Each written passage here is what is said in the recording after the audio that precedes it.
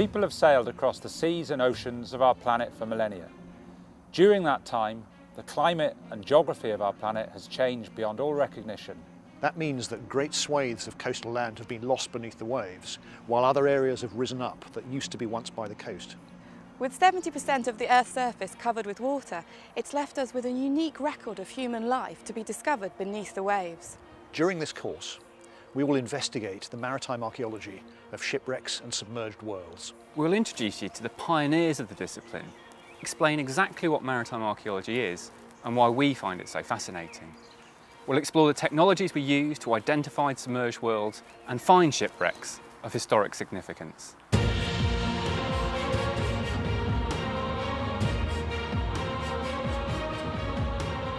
UNESCO have estimated that there are a staggering 3 million shipwrecks worldwide.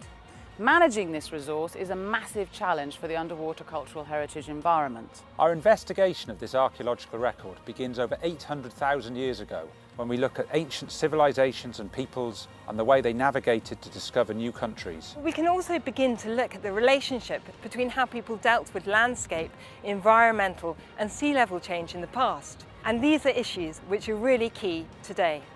Through studying shipwrecks, we'll explore the technologies, the skills and the motives for setting sail, the social worlds of seafaring. We will also tell you how you can become involved in maritime archaeology through a number of different organisations wherever you are in the world.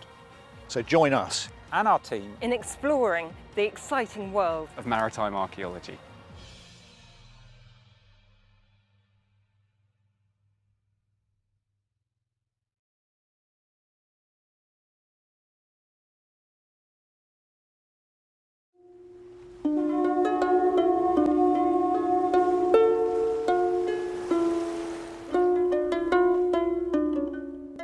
Imperial Rome dominated the Mediterranean basin and for a period of 600 years successfully unified the peoples around that basin economically and politically. Central to the success of this was its maritime port of Portus. Here we are in the most important port site in the whole of the Roman Mediterranean, a site which is, you see it all around you, it's so self-evidently really, really rich. It has the potential to tell us so much. And yet, so little work has been done. The Portus MOOC is a unique learning experience which is going to introduce you to the first time with learning about a port at the broad scale, down to understanding individual buildings within it, and understanding also the life that was played out within those rooms and buildings by looking at the finds and their relationship and what they tell us about life at the port. And so it's about giving you an idea about what happened here and also the people who lived here, what the buildings looked like that they lived and worked in. Fantastic specialists, many of whom you'll hear from as part of this MOOC, do work on analysing and recording the remains, so perhaps using photogrammetry or aerial photography or geophysics as a way of meticulously capturing the beautifully preserved detail at Portus. By studying this MOOC, you will be able to see how we deal with these challenges, how we bring results of all of these different disciplines together, and just how rewarding the process can be. And as a MOOC student, you'll learn alongside our student guides who've worked at Portus already. Because I'm engaging with history in a concrete way. Because I get to dig up the history I've loved learning about. Which is very much a once-in-a-lifetime opportunity. Which is something I never thought I was going to be able to do. So come and join us here online to learn about the Roman Empire and become a Portus researcher. We'll show you the things we've discovered, the data we capture, and how to piece it all together to tell the story of the site. And I hope you really enjoy doing what we have the privilege of doing each and every day, studying and telling other people about Portus.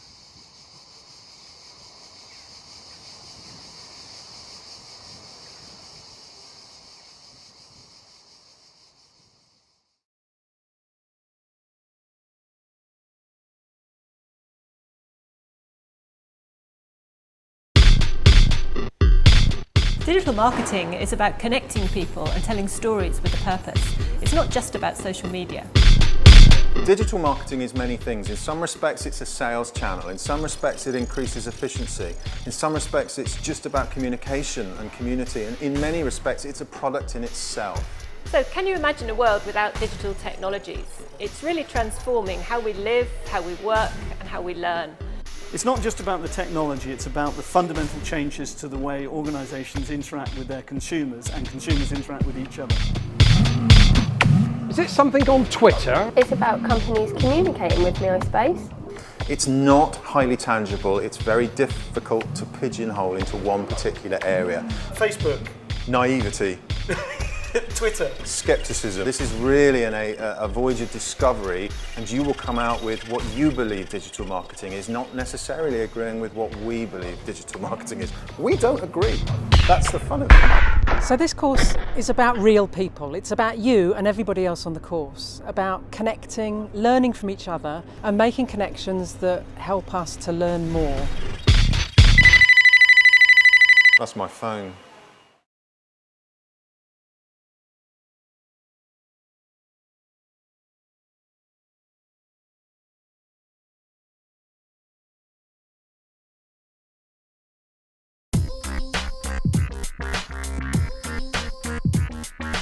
The web is transforming society. It's changed everything we do. The way we make love and war pretty well. Everything's been changed by it. For better or for worse, the web is transforming the world. But the web is not just a technology. The web is what technologies and people have done together.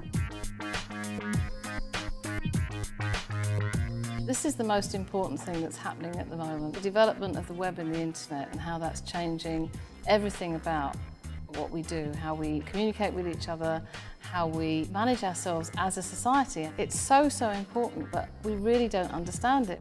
Well, it is a vast subject, and we're only just scratching at the surface of it at the moment.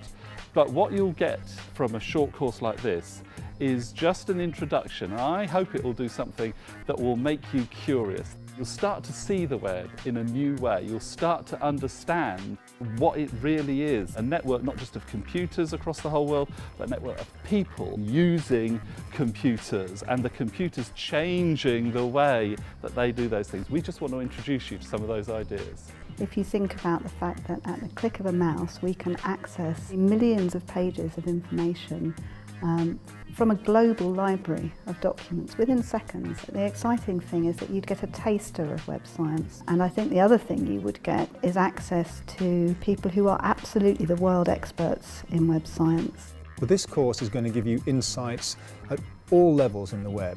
The shape and structure of the web, how we use it to solve problems together, how democracy is being changed by the way we interact on the web, how science is being changed. We want to encourage people to really think about web science and think about doing a degree in web science, but very few people understand what it is we're talking about. Web science is the name that we have given to an area of study that is trying to understand the impact that the web is having on the world and the way that the web is changing. I hope what we'll be able to do with this is to make you think about the web in a different way. The ways it's empowering both consumers and citizens in countries all around the world, and it ain't done yet.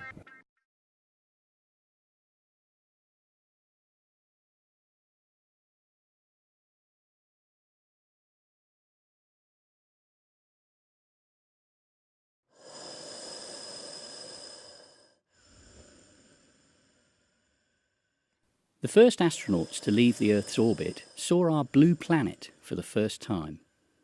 But what lies in the half of our world covered by deep ocean? How do our lives affect it? And what challenges and opportunities does it hold for our future?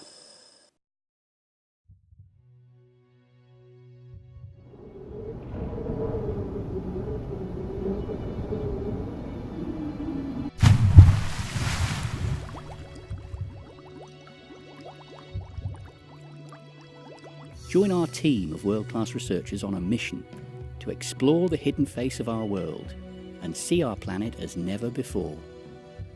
Our scientists at the University of Southampton are exploring the ocean, from the deepest undersea vents to the chilly waters of the poles, mapping previously uncharted depths, discovering new species of marine life, and investigating the role of the oceans in how our planet works. Working with the latest underwater technology and colleagues around the world, our team are going deeper, longer and more often than ever before. And what we now know about the ocean depths is as amazing as the unknown that still remains. Ocean science is as big as the oceans themselves and crucial to understanding our planet. In this course, you'll investigate an underwater realm that's been unknown for most of human history. You'll see how the ocean depths are no longer out of reach and how they're connected to our everyday lives. By taking what you've learned and discussing it with other people who may be taking the course, or your friends or family, even government organisations and charities, you can join in a global debate about the future of our blue planet.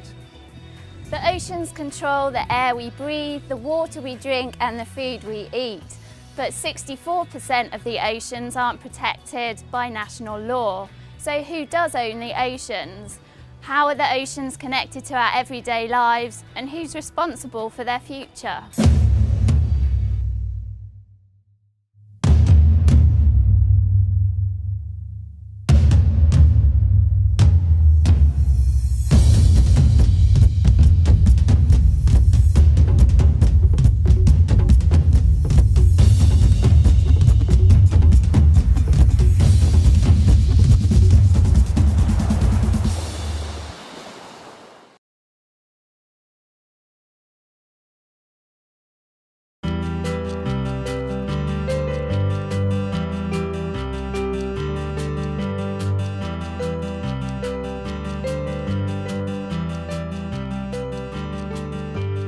It's fantastic. There's a lot of energy, there's a real buzz in the room. Oh, I've very much enjoyed it. It's been great to see the two angles of the two keynote speakers, one as a presenter of a MOOC and one as an attendee of lots of MOOCs. Oh, the conference has been fantastic. What I love is the energy that there's been in the room. I found it really good so far. I mean, we've been tweeting at the back there, and everybody's getting involved with the conversation. The presentations have been really, really interesting so far, and we've seen some really good videos, so it's been really good. A lot of digital media getting involved. The best thing about today for me so far has been the Digital Champions presentations. I was just so impressed by the work that they've produced. Amazing videos from the Living and Working on the Web students and the DigiChamps. Absolutely fantastic, so good, brilliant. I really like the mix of different people involved, and seeing the Digital Champions doing their presentations was really quite inspiring.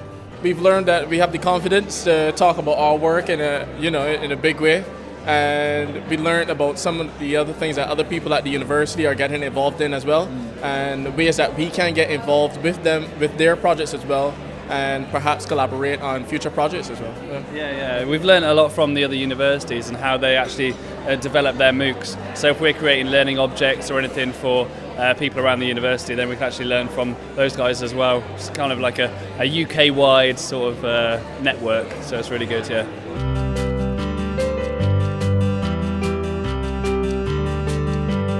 Yes, I am excited about MOOCs. I've taken a few and it's now my job to help steer some of the ones at Southampton to completion. I think they have an enormous amount of potential. I'm really excited about the MOOCs. The last presentation was really good and it gave us pause for thought, I think. Because we're going to be working with academics across the university, I think we know enough about them now to help them develop things. So it'd be great. It would be good. I'm just really excited about what's going to come at the end of it to see what happens. But yeah, I think it's a great opportunity. I'm sure there's lots of challenges we'll have to deal with, but I think we can sort all of that. It'll be fine. There's an enormous opportunity for Southampton to demonstrate what it's good at by doing the MOOC.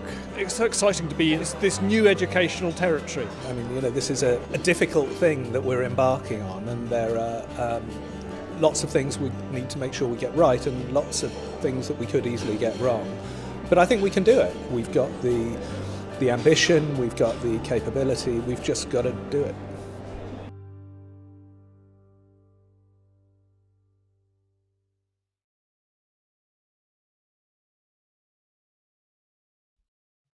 How do I go about choosing university?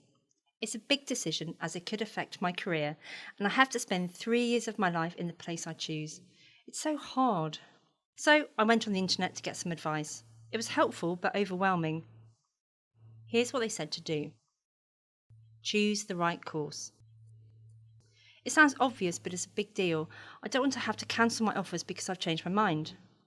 Order prospectuses, lots of them, and read them, not just look at the pictures. Go with your gut first. Choose about 10 courses or unis that you like the look of.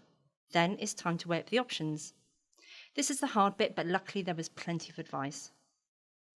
Does prestige matter? That's a hard question to answer. Obviously, I want to go to a good university, but one with an overall good reputation, or one where my course has a good reputation. I wonder what employers will look at. What do the league tables say? The Times and Guardian seem to contradict each other, and they change from year to year anyway, except for the big three, but I'm not interested in those. Does it really matter? I mean, what's the difference between number 15 and 25 in the table this year? Surely anything top 50 is good, and older institutions have longer standing reputations, don't they? So 1 year's league table doesn't really matter. And Russell Group or not. They have good reputations, but is it in the area I'm interested in? Russell Group is a plus. Then there's the distance from home, obviously the further the better.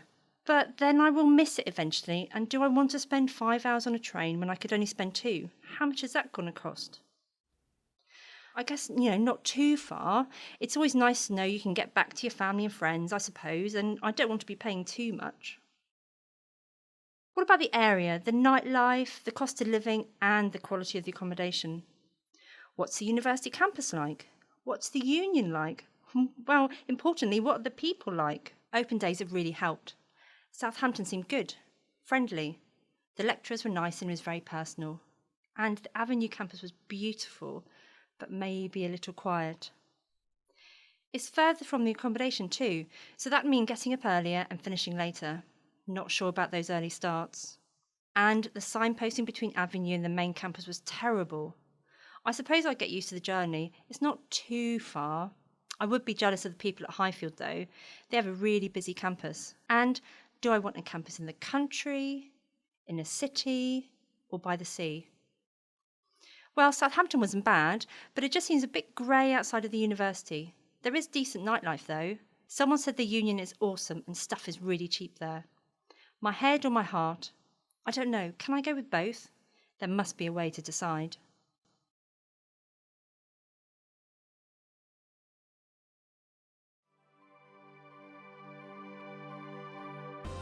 There's a huge range of support and services available in the library for both staff and students. Have you met your liaison librarian yet? They're here to help support your research and studies and can help you in many different ways. Here are some of the things they can do for you.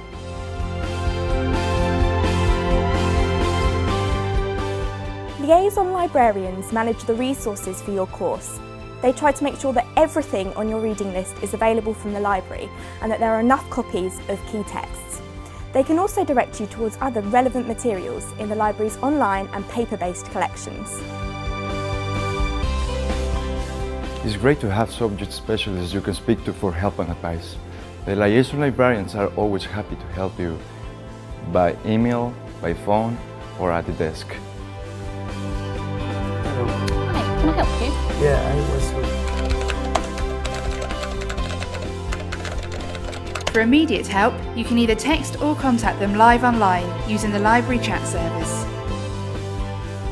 You happy with that? Or at one of the many library skills sessions that they have on offer. These library skills sessions and workshops cover everything from helping you find the best resources for your subject to improving your search skills and helping you reference your sources properly. They give you the skills and knowledge to help you get the best out of your studies here at the University of Southampton.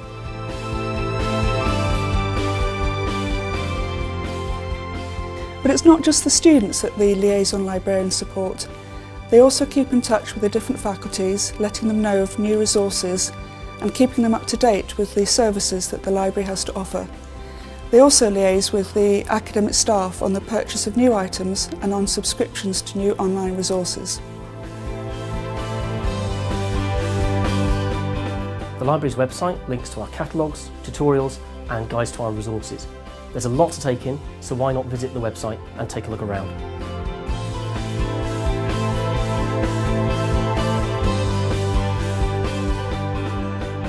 You can find out who your liaison librarian is on the website, or just come into one of our libraries and ask.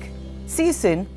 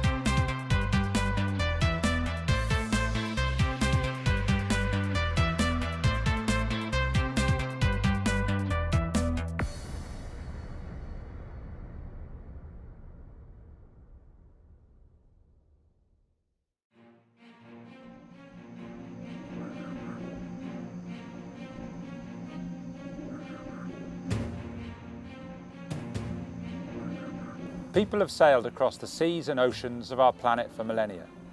During that time, the climate and geography of our planet has changed beyond all recognition. That means that great swathes of coastal land have been lost beneath the waves, while other areas have risen up that used to be once by the coast. With 70% of the Earth's surface covered with water, it's left us with a unique record of human life to be discovered beneath the waves. During this course, we will investigate the maritime archaeology of shipwrecks and submerged worlds. We'll introduce you to the pioneers of the discipline, explain exactly what maritime archaeology is and why we find it so fascinating. We'll explore the technologies we use to identify submerged worlds and find shipwrecks of historic significance.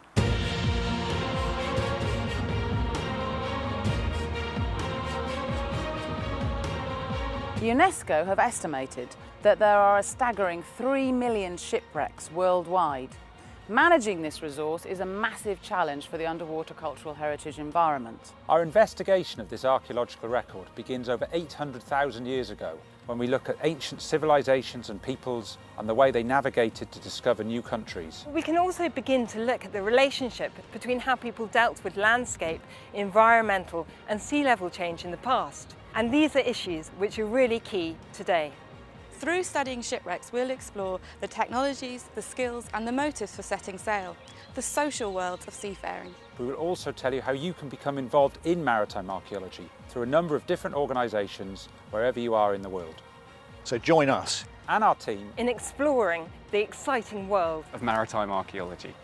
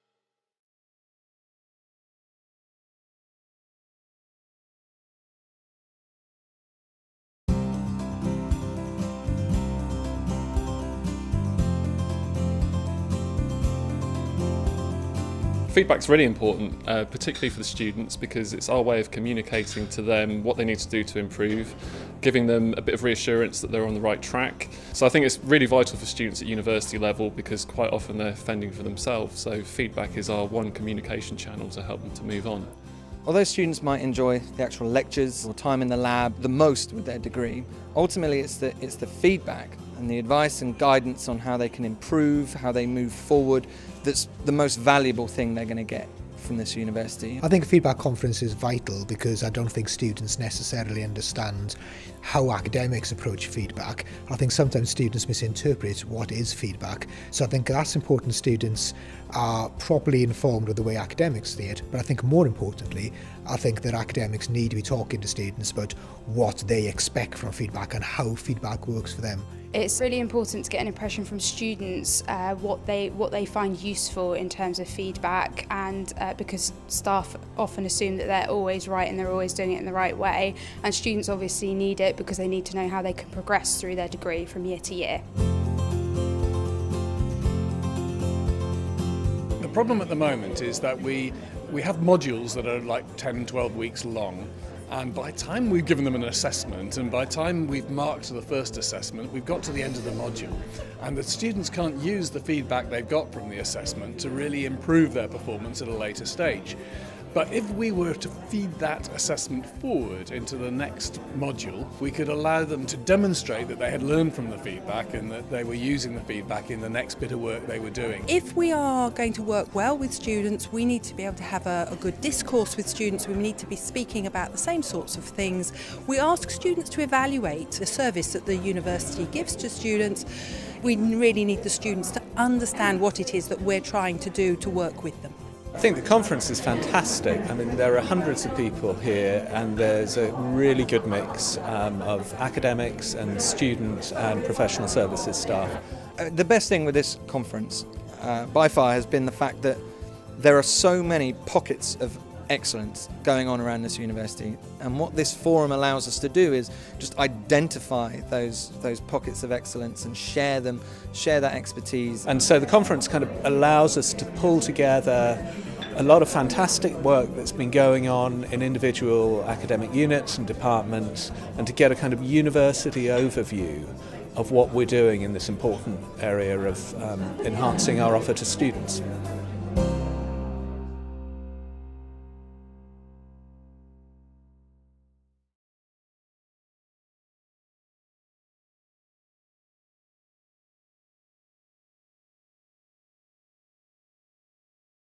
Meet George. He always gets his job done efficiently, professionally, and to a standard that makes the customer very happy. George is awesome.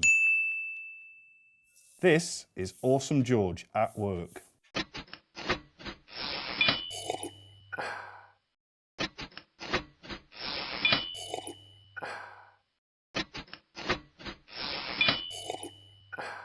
He always gets the job done in just 30 minutes. Meet Jenny. Hi George, I have a job for you.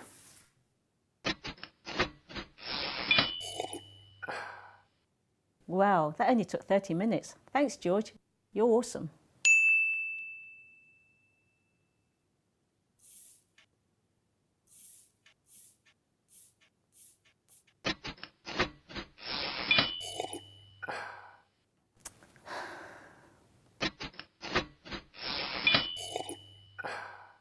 Come on.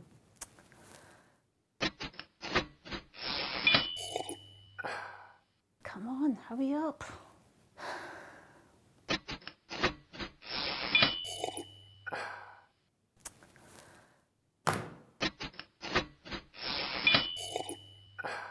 I had to wait 2.5 hours for this. So, did George become less awesome?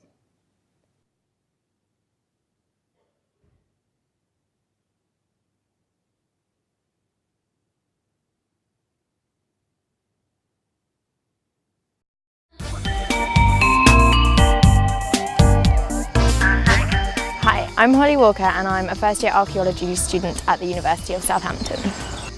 I'm Megan Carley and I'm studying classics at Stanford University. Hi, I'm Tom Warren, studying archaeology and geography at the University of Southampton. My name's Jenny Ardar and I study psychology at the University of Southampton. Hi, I'm Gregory Dunn and I am studying a Master's in Roman Archaeology at the University of Southampton. I'm Rebecca Woods and I study archaeology at the University of Southampton. Hello, I'm Luke Milner and I'm studying archaeology at the University of Southampton. I'm Vincenzo Palladino, a student of the MA in Archaeology in Rome 3 University. Hi, I'm Francisca Marcheselli and I study Applied Social Sciences at the University of Southampton. I'm Anita Thompson and I'm studying archaeology at the University of Southampton.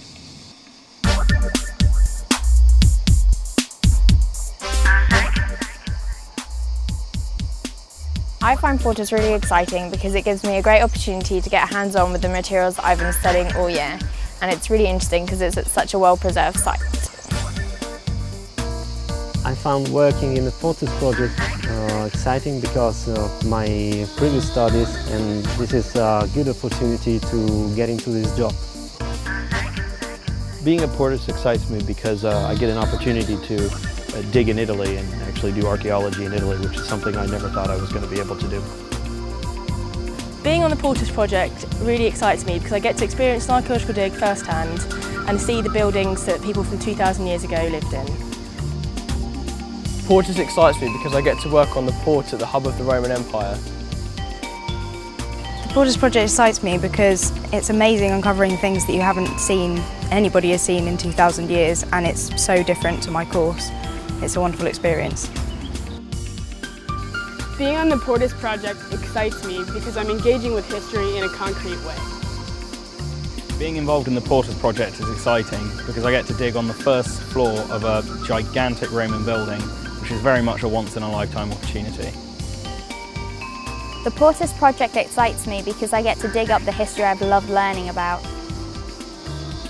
I find working on the Porters project exciting because within one afternoon we found over 150 Roman coins in our trench.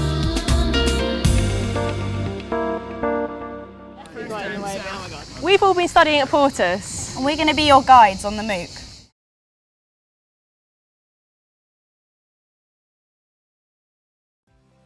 Welcome to the Tony Davis High Voltage Laboratory, which is part of the Electrical and Electronic Engineering Group at the University of Southampton.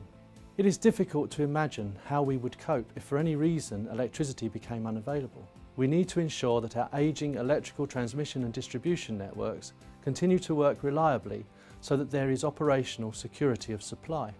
The Tony Davis High Voltage Laboratory is addressing this challenge through its research and commercial testing activities. One of our main themes of work is concerned with developing the understanding of the processes that cause electrical equipment to fail. And consequently, a great deal of research is dedicated to designing robust materials which have to withstand harsh electrical and environmental conditions. Much of the research activities has involved MSc and undergraduate students in some aspects of part of their final year project, with a number of international publications subsequently being produced. So this has been a brief overview of the laboratory and some of our capability. I hope this has provided you with some insight into the range of research and testing we are applying to address the energy needs of the future.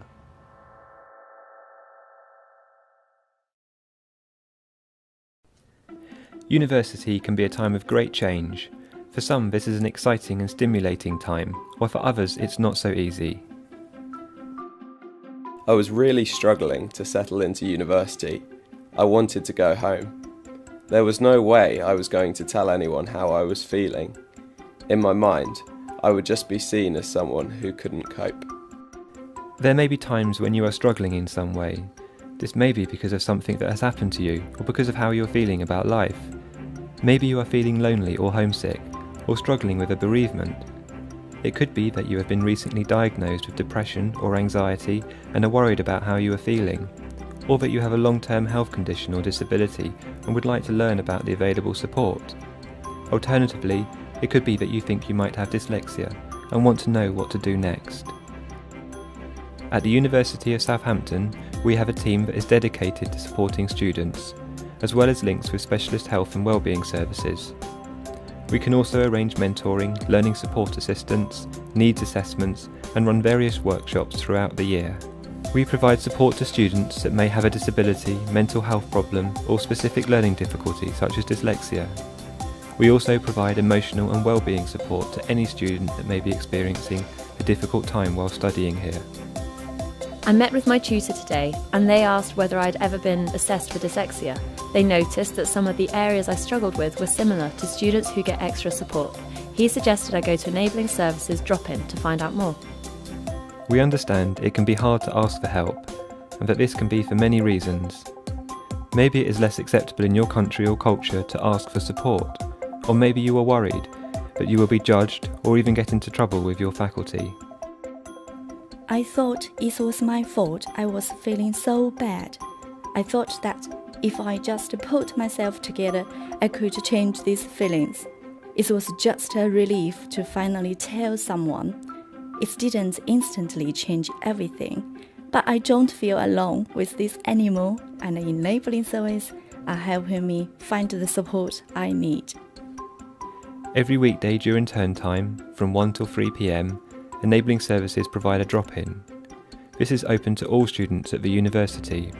The drop-in takes place in Building 37, and all you need to do is come along to the Enabling Services waiting area and there will be someone to help. I wasn't sure who to speak to. I was feeling anxious all the time, worried about my course and things that were happening at home. I didn't know who to ask for help. Enabling Services drop-in is a chance to talk through any problems with an advisor. Some students who visit us ask for practical advice about how to access additional support or arrange a dyslexia screening, or they may need help with their Disability Students Allowance application. I was really struggling with my course, and my tutor suggested I visit the drop-in. It was good to talk things through, and they had lots of information about the different types of support available. Other students come to the drop-in because they need to talk something through. They may be worried about something, or feeling low or unhappy. Meeting with an advisor at the drop-in is a chance to take the first step, to begin to explore what might be helpful. At the drop-in, you don't have to tell us your life story or anything that you aren't comfortable speaking about. We might ask a few questions about how you have been feeling over the last couple of weeks. This will help us better understand what support will be helpful for you. When we know a little more, we can provide information on the services available at the university and how to access them. We can also provide useful information on self-help resources and groups and workshops that enabling services offer.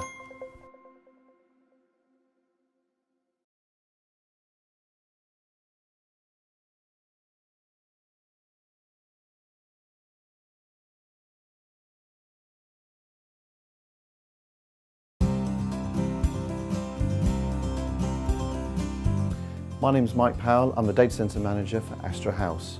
A data centre is essential to any organisation that uses IT to support their business.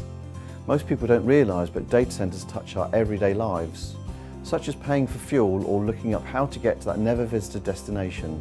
Most of our interactions with the world involve moving data around. This is why a new, robust, resilient data centre is so important for the University of Southampton. Construction on our data centre was completed in 2013 using state-of-the-art materials and mechanical and electrical infrastructure. It was built to BREEAM Green Energy Building Regulations and achieved the rating of very good. This is because we have implemented some clever design ideas. One of those was the deployment of hybrid coolers. These transfer the heat within the server space into the atmosphere outside and are much cheaper and more energy efficient than traditional refrigerant coolers. We've even installed insect hotels to encourage wildlife around the perimeter of the facility. The data centre was built off-site at a secret location. There were several reasons for this. One was the obvious security advantage, but the premium of space at the university campus was also a large factor. Despite it being off-site, high-speed data transfer systems are in place to ensure they can remotely service the needs of all the university sites. There's enough capacity to service the broadband needs of a good-sized town. The centre is comprised of several specialised areas. We have the power generation section, where electricity from the national grid is fed in, conditioned and used to power our servers to ensure they run at peak performance. Should the mains power fail, we have backup generators that will allow full service to continue until normal power is restored. This is one of the many areas we have planned against any incident that may disrupt the IT infrastructure of the university. Another is the specialist fire protection systems in place throughout the building, ensuring that valuable equipment can be saved in the event of a disaster. The white space is where the servers reside. We have the capacity to store huge amounts of information and, more importantly, the physical space to build in more capacity incrementally. This helps future-proof this data centre and enables us to grow it with the needs of the university. The operations room is the nerve centre of this facility. Here we have specialist teams overseeing everything that happens in the building and the status of all the IT services we supply to the university. A state-of-the-art video wall provides real-time information which allows all staff working here to know what's happening at all times. The technology here underpins the IT infrastructure at the university, and seeing that it runs without a hitch is incredibly satisfying. Knowing we can go into the future with a facility of this quality fills me with the confidence that we at iSolutions can continue to provide and exceed the levels of service we have been able to provide in the past. The data centre marks a £17 million investment, which will be the first stage of significant IT investments by the university to ensure that it can play as a major global university. IT is the core component enabler for the university to be able to function. This data centre is the element that will allow us to deliver to that agenda. That means at the end of the day, users at their faceplace in their office or on wireless devices will be guaranteed a very high level of service availability, but it all starts with this data centre.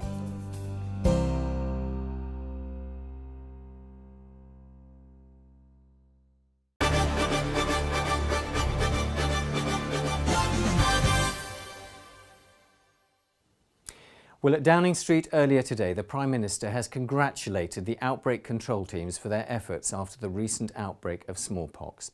He described the work done at the University of Southampton as a great success, confirming in a statement that all infected patients have recovered and been released from hospital. The World Health Organization and Public Health England have announced that they are now working together to ensure the control measures developed will work in any future outbreaks, preventing any further deaths from smallpox. It's been one of the biggest news stories in recent years, but it appears to be coming to an end. That's a relief to ministers and the public alike. From the whole news team, goodbye.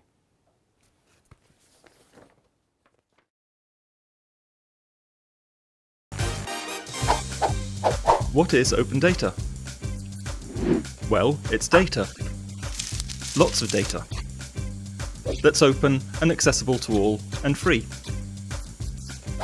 It's provided by institutions, government and industry, and is used by people. All different kinds of people. Well, maybe not him. It's used to solve problems. From finding the next bus home, checking routes for roadworks, and even the amount of energy used by a public building. Finding the best cup of coffee in your town. To pretty much any town. It can literally change the world and make it a better place.